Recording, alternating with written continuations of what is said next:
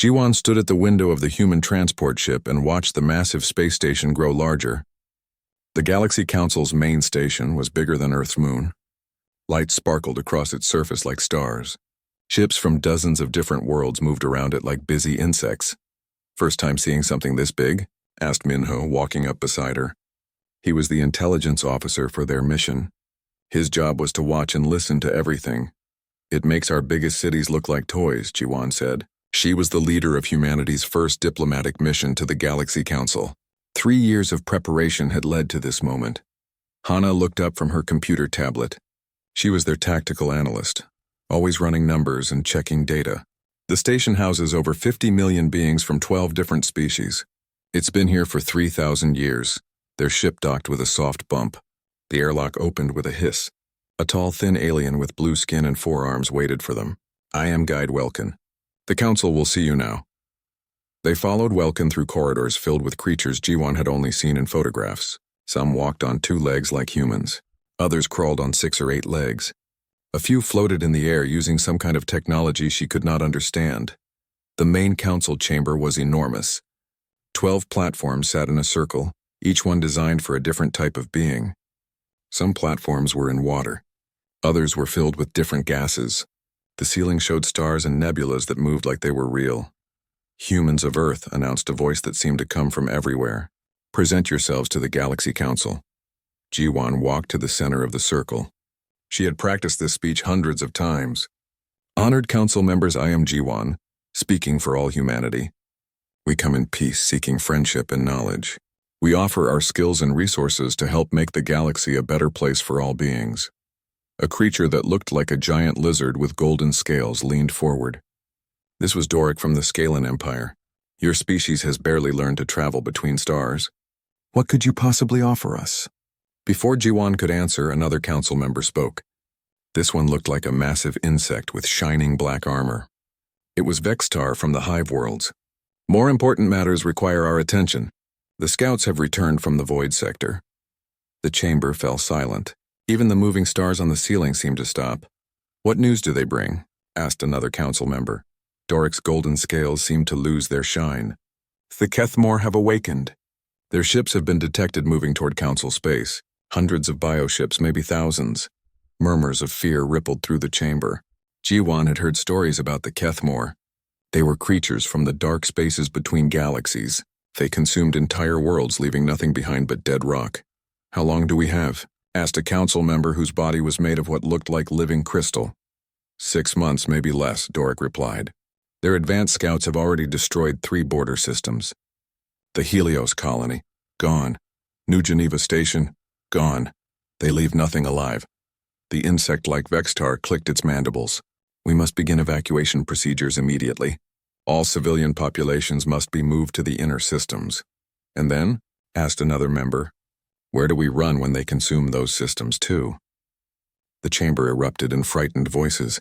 Some council members demanded they flee to other galaxies. Others wanted to try negotiating with the Kethmore. A few suggested hiding in deep space until the creatures moved on. Jiwan stepped forward. "Honored Council, humanity would like to help. We may be new to space travel, but we have experience fighting dangerous enemies. Our military—" The chamber exploded in laughter. Not polite chuckling, but loud, mocking laughter that echoed off the walls. Even the guide who had brought them here was making sounds that might have been laughing. Doric wiped tears from his large eyes. "Child, your species has been in space for less than 50 years. The Kethmore have been consuming galaxies since before your son was born. They have destroyed civilizations that were building starships when your world was covered in ice. Your biggest warships carry chemical explosives," added Vextar, its voice dripping with amusement. "The Kethmore bioships can absorb energy weapons that could crack planets. What do you think your primitive rockets will do against them?" More laughter filled the chamber. Jiwan felt her face get hot with embarrassment and anger, but she kept her expression calm. Behind her, she could sense Minho and Hana getting angry too. "We understand we have much to learn," Jiwan said, her voice steady. "But sometimes a fresh perspective can—" "Enough," Doric interrupted, waving a clawed hand. "We appreciate your offer, humans, but this is not a matter for children to handle. We will assign you quarters in the diplomatic section. You may observe our evacuation procedures if you wish to learn how real civilizations handle existential threats. The council session continued, but the humans were no longer part of it. Council members debated which systems to abandon first and how to organize refugee fleets. They talked about ancient protocols and emergency procedures that had been planned for centuries. Welkin led them to their quarters in silence. The rooms were comfortable but clearly designed to keep them separate from important areas of the station. As soon as the door closed, Minho activated a small device that would prevent electronic listening. "They think we're jokes," Hana said, her hands shaking with anger as she looked at her tablet. "Did you hear how they laughed?" "I recorded everything," Minho said quietly. "Every word, every dismissive gesture. The intelligence reports I studied were wrong. They don't just think we're primitive. They think we're completely useless." Jiwon sat down heavily in a chair. "Maybe they're right. What can we do against creatures that have been destroying civilizations for millions of years?" "Maybe nothing," said Minho. "But I've been studying the tactical reports from those destroyed border systems. The Kethmore don't just attack and consume. They hunt. They chase fleeing ships across star systems. Some of those refugee fleets were pursued for weeks before being caught and destroyed." Hana looked up from her calculations. "The mathematical models show that traditional evacuation won't work. The Kethmore move faster than the Council expects. Most of the refugee fleets will never reach the inner systems." They sat in silence for a while, listening to the hum of the station's engines and the distant sounds of preparation for evacuation. "So what do we do?" Jiwon finally asked. Minho smiled, but it wasn't a happy smile. "We go home and prepare. Because when this evacuation fails, when the Council's ancient protocols collapse, when their refugee fleets are being hunted across the galaxy..." He paused. "Someone's going to have to clean up the mess." Outside their window, ships continued to arrive and depart from the great station. Soon, Jiwon knew, those would be refugee ships carrying the survivors of entire worlds, and somewhere in the dark between the stars, ancient predators were coming to hunt them all. 3 weeks after the council meeting, the first Kethmore ships arrived. They came early, moving faster than anyone had predicted. The great defense fleets of the Galaxy Council met them at the edge of Hellrand system, where ancient shield generators protected a world of crystal cities. Captain Taehyun watched the battle from his stealth ship Persistence, hidden behind a dead moon. His crew of 30 humans had been watching the Kethmore advance for 2 weeks, following at a safe distance and learning everything they could. "The council ships are beautiful," said Sora, his combat engineer. She was looking at the view screen showing thousands of elegant alien warships. Some looked like silver arrows. Others were shaped like flowers made of metal and light. "Too bad they're about to die." The Kethmore bioships looked like nothing in any human database. They were alive, pulsing with organic rhythms. Some looked like giant squids with armor plating. Others resembled massive sharks with too many teeth. They moved through space like sea creatures swimming through dark water. "Energy readings are off the charts," reported Kyung from the science station. She was a xenobiologist who had volunteered for this dangerous mission to study alien life forms. "Those bioships are generating power levels that should tear them apart." The battle began with the Council fleet firing their energy weapons. Beams of pure light and plasma struck the bioships, causing them to glow and writhe. For a moment it looked like the ancient weapons might work. Then the bioships began to adapt. "Recording everything," Taehyun said calmly, though his heart was racing. "The bioships are absorbing the energy and using it to regenerate damage. Each hit makes them stronger." The Council ships tried different weapons. Particle beams, fusion torpedoes, gravity wells that could crush asteroids. Nothing worked. The Kethmore bioships swam closer, their own weapons charging. When the bioships fired back, the Council fleet began to die. The Kethmore weapons were unlike anything in human military databases. They fired living projectiles that burrowed into ship hulls and consumed them from the inside. Some bioships released clouds of metallic spores that ate through armor plating in seconds. "The shield generators around the planet are failing," Sora reported. Her fingers danced over her controls, analyzing the alien technology. "Those spores are designed to consume any organized matter. They're turning the defense platforms into food." Within 6 hours, the great battle was over. The Council fleet was destroyed or scattered. The crystal cities on Hellrand 4 went dark as the bioships descended to feed. But Taehyun noticed something the Council had missed. "Look at the refugee ships," he said, pointing at his tactical display. Hundreds of civilian vessels had escaped the battle and were fleeing toward the inner systems. The bioships aren't ignoring them. Kyung enhanced the sensor readings. You're right. Look at those smaller bioships breaking off from the main fleet. They're following the refugees. Following or hunting? Asked Sora. They got their answer over the next several days. The human stealth ship shadowed the Kethmore pursuit ships as they chased Council refugees across 3 star systems. The bioships were faster than the refugee vessels, but they didn't attack immediately. Instead, they followed just close enough to keep their prey afraid. They're playing with them, Kyung said with disgust, like cats playing with mice. The refugee fleet tried everything. They split up, hoping to confuse their pursuers. The bioships split up too, following each group. They tried hiding in asteroid fields. The bioships found them. They even tried sending distress calls to other Council fleets. No help came. The other fleets were too busy with their own evacuation procedures. On the 4th day, the bioships finally struck. They attacked the slowest refugee ships first, consuming them completely. Then they waited, letting the remaining ships get a little further away before attacking again. They're not just hunting, Taehyun realized. They're herding, driving the survivors toward something. Toward what? Sora asked.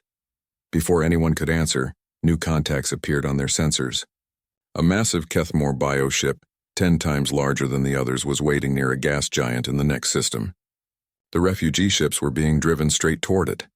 That's when Taehyun made a decision that would change everything. All hands, battle stations, he announced over the ship's communication system. We're going in. Captain, Sora said carefully. We're one ship against an entire biofleet. Our weapons are primitive compared to what the Council just tried. Maybe, Taehyun replied. But we have something they don't. What's that? We know how to hunt. The Persistence dropped its stealth field and accelerated toward the pursuing bioships. It was a small vessel by galactic standards, carrying only simple kinetic weapons and nuclear missiles, but it moved like a predator, fast and precise. The first bioship they encountered was focused on chasing a refugee vessel full of civilians. It never saw the human ship coming. Taehyun's missiles struck its propulsion organs, crippling it without destroying it completely.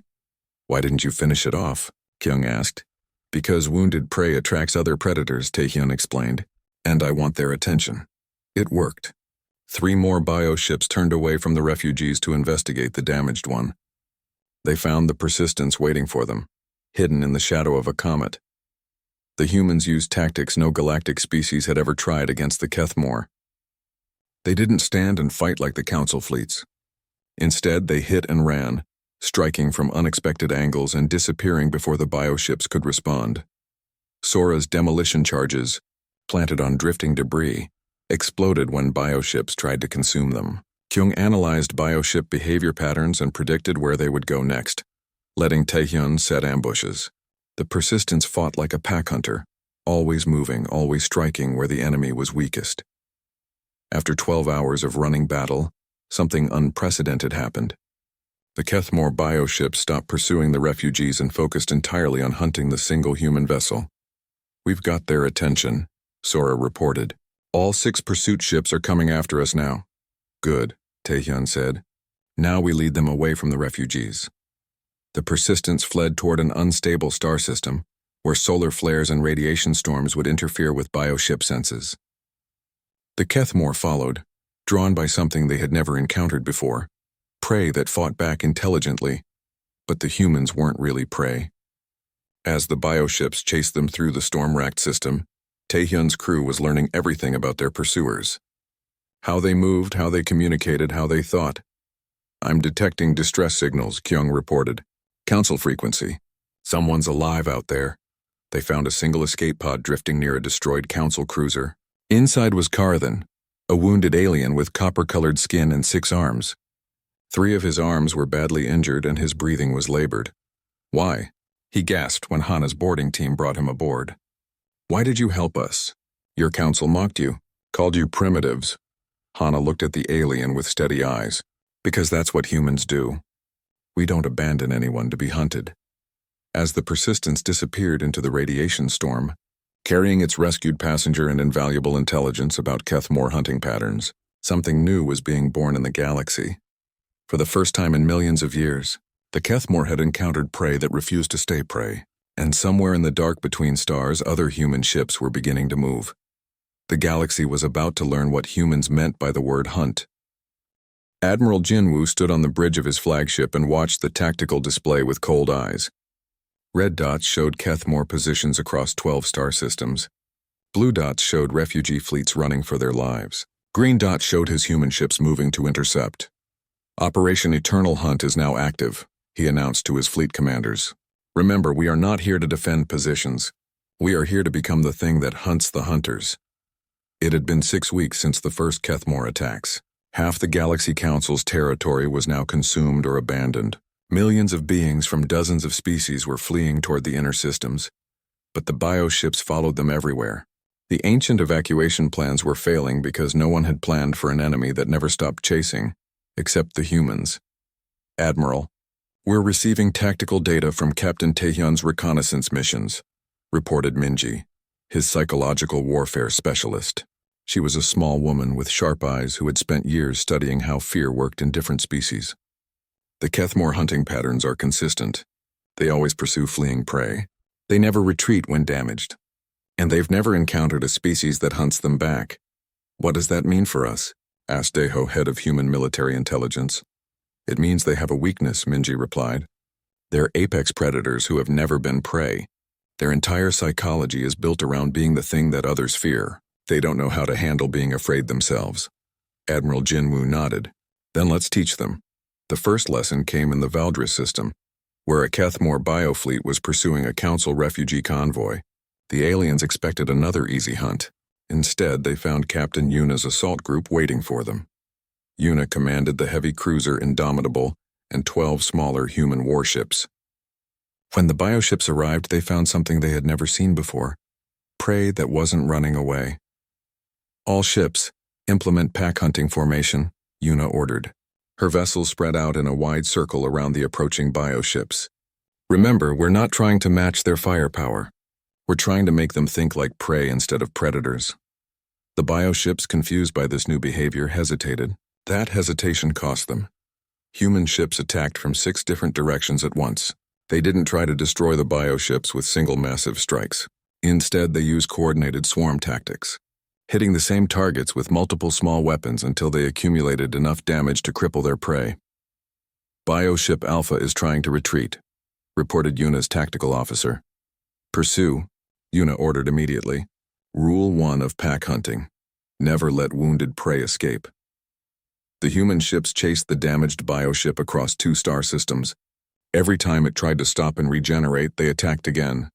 Other bioships tried to help their wounded companion, but the humans had prepared for that too. Deploy the psychological warfare package, Yuna commanded.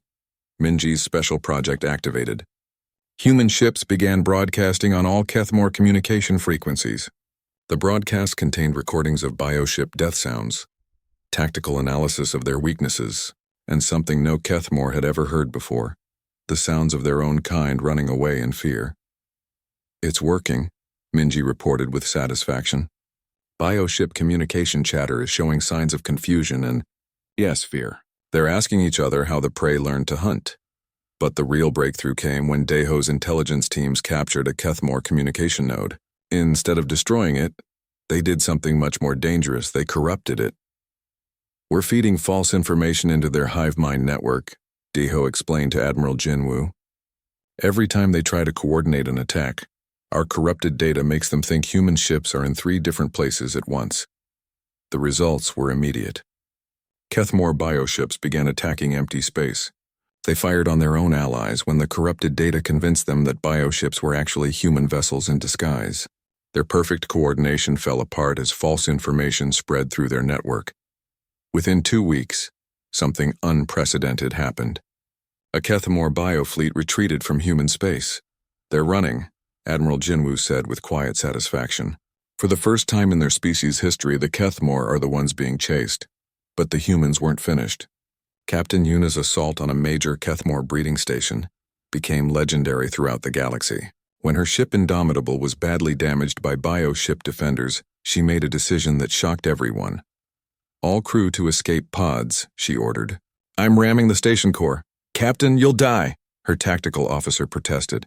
Maybe, Yuna replied calmly. But Deho's team needs 30 more seconds to download their navigation database. If we get that data, we'll know where every Kethmore nest in this galaxy is located. The Indomitable crashed into the breeding station at half the speed of light. The explosion destroyed both the ship and the station, but not before Deho's intelligence teams transmitted the complete Kethmore star charts to the human fleet. Yuna's sacrifice gave humanity something no species had ever possessed: a complete map of Kethmore territory. They have nests in 47 different galaxies, Admiral Jinwoo announced to his assembled commanders. Breeding stations, command centers, resource processing facilities. For the first time, we know where they live. What are your orders, Admiral? Asked one of his captains. Jinwoo smiled coldly. We hunt them all. The new phase of Operation Eternal Hunt began immediately. Human fleets split into small hunter-killer groups and spread across known space. But instead of defending human territory, they followed the retreating bioships back toward their home systems. The Kethmore are sending distress calls, Minji reported. They're calling for reinforcements from their deep space territories. They want help dealing with the persistence predators. Persistence predators? Admiral Jinwoo asked. That's what they're calling us. They don't understand why we won't stop chasing them. In their experience, prey runs away and hides. We follow them home and attack their nests. The psychological warfare was working better than anyone had hoped. Kethmore bioships, which had terrorized the galaxy for millions of years, now fled whenever human ships appeared. Their hunting instincts, evolved over eons to pursue fleeing prey, didn't know how to handle predators that pursued them. But Admiral Jinwoo knew this was only the beginning. The main Kethmore armada was still coming from deep space, and it would be thousands of times larger than the advanced scouts they had been fighting. Sir, Deho reported, long-range sensors are detecting massive movement in the void sector. The main fleet is accelerating toward Council space. Estimated arrival 4 months. Admiral Jinwoo nodded grimly. Then we have 4 months to teach the rest of the galaxy how to hunt. Signal all human ships. Begin training operations with willing Council species. It's time to see if we can turn a galaxy of prey into a galaxy of predators. As human ships moved to rendezvous with Council refugee fleets, carrying weapons, tactics, and most importantly, a new philosophy of warfare, the galaxy began to change. For the first time in millions of years, something was hunting the Kethmore back, and they were learning what it meant to be afraid. Sunho moved through the refugee camp on Station Hope, carrying his recording device and notebook. The massive space station had been converted from a mining facility into a shelter for survivors from dozens of worlds. Beings he had never seen before lived together in crowded conditions, sharing stories of loss and survival. Tell me about the humans, Sunho said to an elderly Scalan merchant named Rekatar. The lizard-like being had survived the destruction of his home system and the long chase that followed. Rekatar's golden scales were dull with age and grief, but his eyes brightened. They came from nowhere. Our ship was dying, engines failing, and 3 Kethmore bioships were closing in for the final kill. We had given up hope. What happened then? A human ship appeared. Small, ugly thing compared to our vessels. It attacked all 3 bioships at once. Rekatar made a sound that might have been laughing. Craziest thing I ever saw. The humans fought like they had nothing to lose and everything to gain. Isul, the human trauma counselor, sat nearby listening to similar stories. She had heard hundreds of them over the past weeks. Survivors from across the galaxy, all sharing the same experience. When they thought they were doomed, humans appeared to fight impossible odds. The thing that still amazes me, said a crystal being from the Helios sector, is that they never asked for payment. Never demanded favors, they just helped. Why does that surprise you? Isul asked gently. Because we mocked them, the crystal being replied, its voice ringing like broken glass. At the council meeting, we all laughed when they offered to help. We called them primitive children, but when our worlds were burning, they were the only ones who came back for us. These stories were spreading throughout the refugee camps and beyond. Council species that had always seen themselves as superior to younger races were discovering something uncomfortable. Advanced technology meant nothing when you were running for your life. Meanwhile, in a secure conference room deep inside the station, the surviving council members were having an emergency meeting. The great circular chamber was gone, destroyed with the main station. Now, 12 holographic projections sat around a simple table. Doric, the Scalan Empire representative, looked older than his years. His golden scales had lost their shine, and his voice carried a weight of regret. The evacuation protocols have failed. Half our civilian fleets are destroyed or scattered.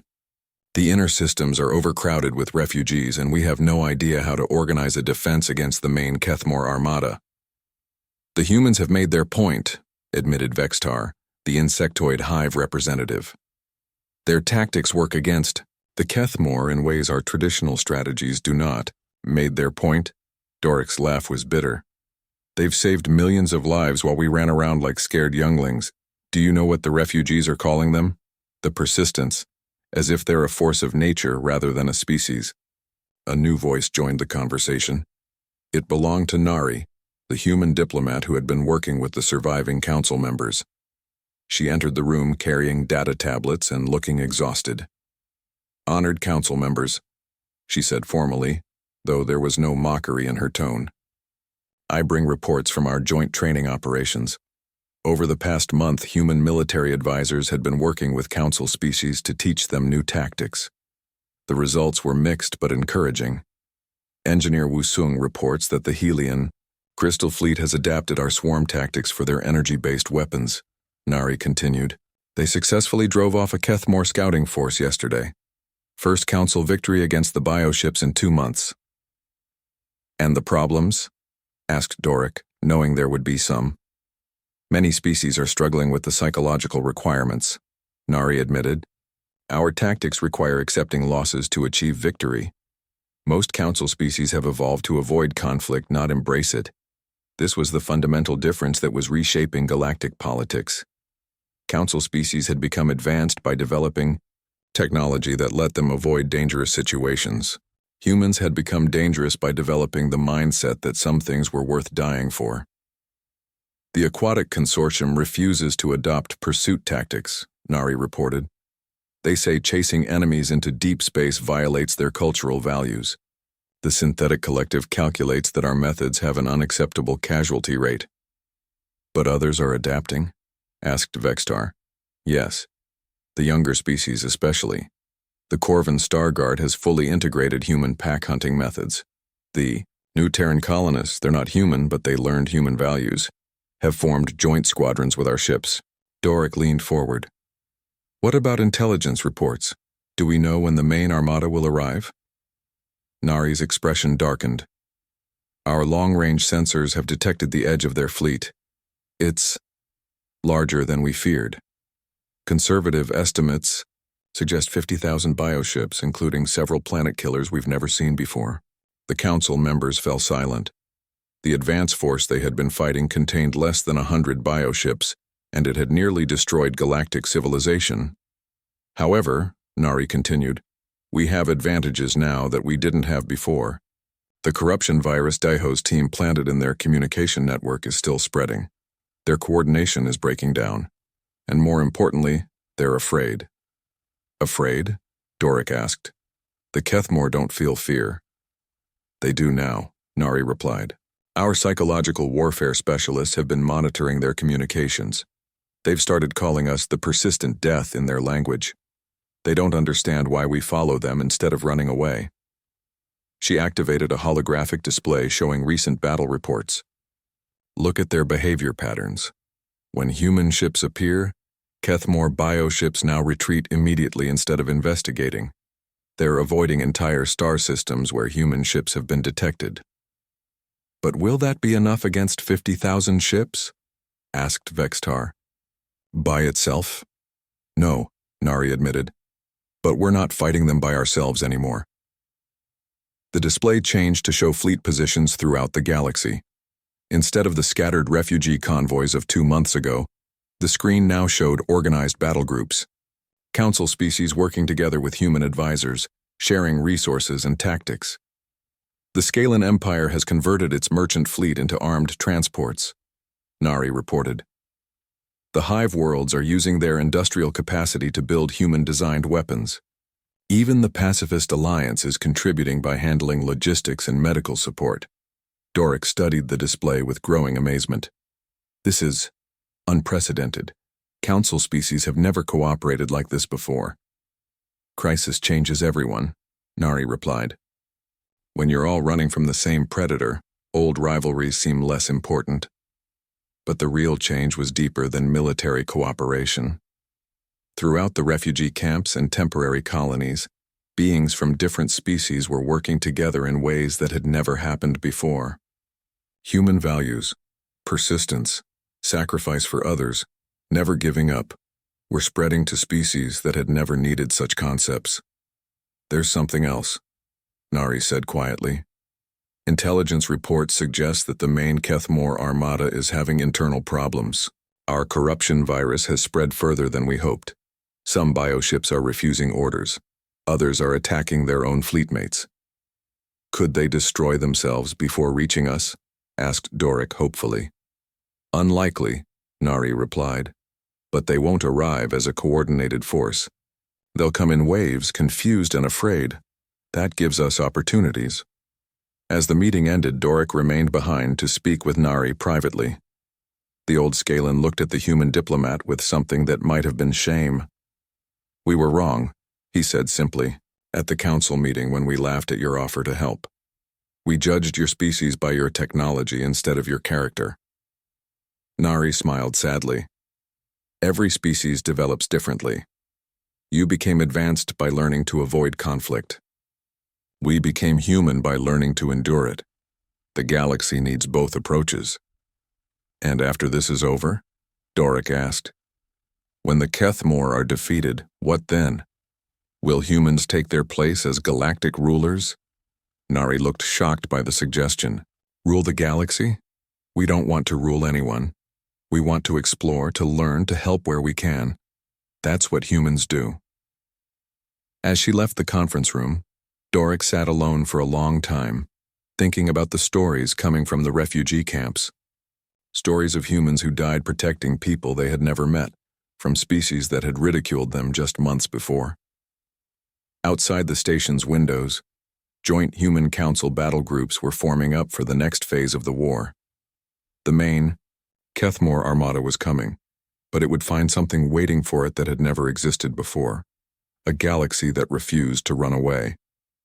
The galaxy was about to discover what happened when an unstoppable force met an immovable object. Commander Hyunwoo stood on the bridge of the first integrated human-alien battle group and watched the main Kethmore armada approach. The massive bio-fleet stretched across space like a living storm cloud. Ships that could crack planets moved alongside creatures that fed on starlight itself. 53,000 bioships confirmed, reported his tactical officer, a crystal being named Zelik who had learned human combat methods, including 12 planet killers and what appears to be a command organism the size of a small moon. Any response to our broadcast? Hyunwoo asked. Yes, Commander. The Kethmore command cast is trying to communicate. For the first time in recorded history, the Kethmore were attempting to negotiate instead of simply attacking. The message came through on all frequencies, translated by AI systems into hundreds of galactic languages. Why do you not flee? The alien voice asked. It sounded confused, almost lost. We offer quick death to those who submit. Why do you pursue us to our breeding grounds? Why do you follow us across the void? Hyunwoo activated his own communications array. His response would be broadcast to every ship in both fleets, carried by quantum transmitters to refugee camps and hidden colonies throughout the galaxy. Because humans taught us something you never learned, he said, his voice calm but carrying absolute conviction. Some things are worth fighting for even when you can't win, and some fights, you never stop fighting. The response from the Kethmore fleet was immediate. Bioships that had dominated galaxies for millions of years recoiled from that simple statement. Their formation wavered as confusion spread through their hive mind network.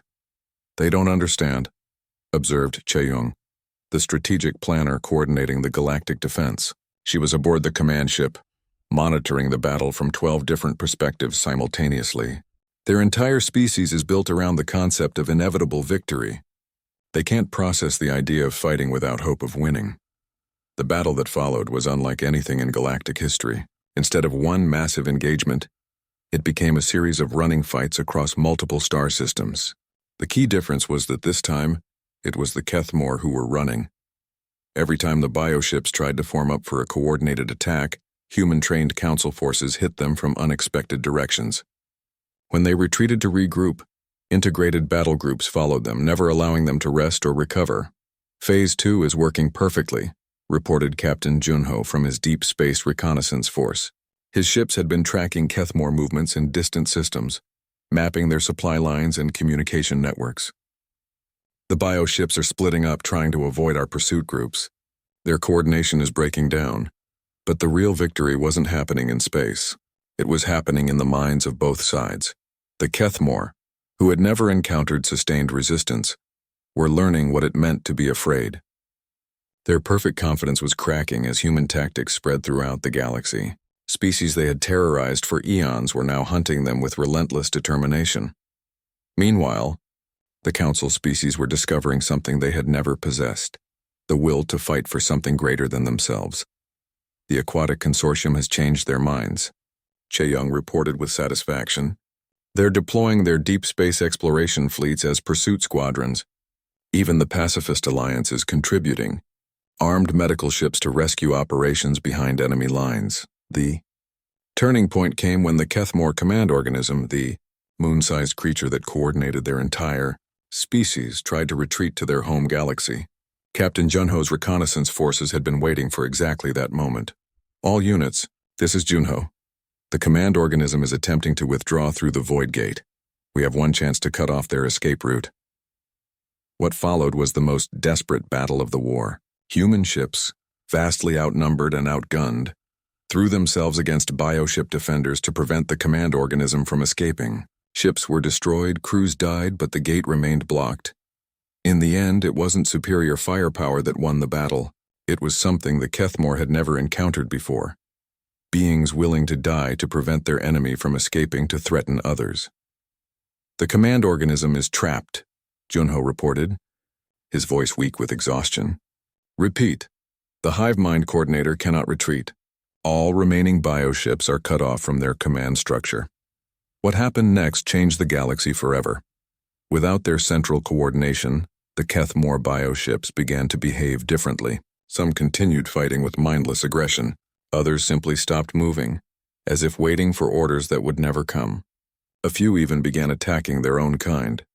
But most surprisingly, some bioships began trying to communicate. Commander, we're receiving surrender requests, reported Zelik with amazement. Individual bioships are breaking away from the fleet and asking for terms. Hyunwoo had been prepared for many possibilities, but not this one. Surrender terms? The Kethmore have never surrendered to anyone. These aren't exactly surrenders, Che-Young clarified after analyzing the communications. They're more like requests for protection. Some bioships are asking to be defended from their own kind. The revelation that followed shocked everyone. The Kethmore weren't just a species of apex predators. They were a conquered people, enslaved by their own command caste for millions of years. Individual bioships had consciousness and free will, but they had been forced to participate in galactic destruction by the hive mind controllers. They're asking us to help them, Hyunwoo said with wonder. The ultimate predators are asking their former prey for protection. The war didn't end with a final battle. It ended with something unprecedented in galactic history: rehabilitation. Human specialists, working with Council xenobiologists, began the massive task of separating individual Kethmore from their command structure. Free bioships were given new purposes. Some became explorers. Others chose to help repair the worlds they had once destroyed. The process took years, but it led to something beautiful. Former predators learning to be productive members of galactic society.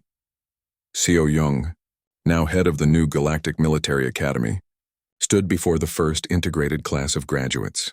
The auditorium contained beings from hundreds of species, including several reformed Kethmore bioships who had chosen to become protectors instead of destroyers. The galaxy laughed when humans first offered to help, she said to the assembled graduates. They stopped laughing when we showed them what humans mean by forever. Today, you graduate not as humans or scalens or hive minds or even reformed Kethmore. You graduate as something new. She paused, looking out at the diverse faces watching her. You are the ones who chase monsters across the void and never come home until the job is done. You are the ones who follow evil to its source and eliminate it completely. You are the galaxy's new guardians, and your watch begins now. Years later, in distant galaxies where Kethmore remnants still terrorized primitive civilizations, scattered survivors would look up at the stars with fear. But their fear wasn't of the bioships hunting them. Their fear was of the mixed fleets that followed those bioships, ships crewed by dozens of different species, all trained in human tactics, all sharing a simple philosophy. Some things are worth fighting for, and some fights never end. The former predators had learned to look over their shoulders at the darkness between stars, knowing that somewhere in that void, the galaxy's new guardians were still coming and they would never stop.